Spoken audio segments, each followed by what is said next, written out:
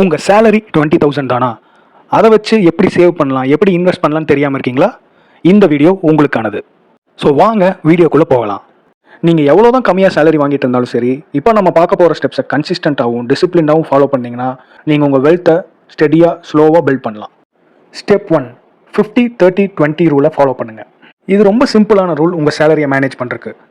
50% உங்களோட தேவைகளுக்காக, அதாவது உங்களோட ரெண்ட், ஃபுட், ட்ராவல் இந்த மாதிரி விஷயங்களுக்காக யூஸ் பண்ணிக்கலாம்.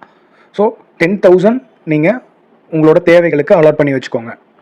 ஸோ நெக்ஸ்ட்டு 30% நம்மளோட ஆசைகளுக்காக, அதாவது நம்ம படத்துக்கு போகிறது, ஷாப்பிங், ஃப்ரெண்ட்ஸோட வெளியே போய் சாப்பிட்றது, இந்த மாதிரி விஷயங்களுக்காக 30%, அதாவது 6,000 அலாட் பண்ணுங்கள். ஏன்னா நம்ம லைஃப்பையும் என்ஜாய் பண்ணணும் இல்லையா? எதுவுமே என்ஜாய் பண்ணாமல் சேர்த்து வச்சு கடைசியில் என்ன யூஸ்? அதுக்குன்னு தேவையில்லாத விஷயங்களில் செலவு பண்ணுறதை விட்டுட்டு நமக்கு என்ன தேவையோ அளவாக என்ஜாய் பண்ணிக்கலாம். ஏன்னா மென்டல் பீஸும் ரொம்ப முக்கியம் இல்லையா?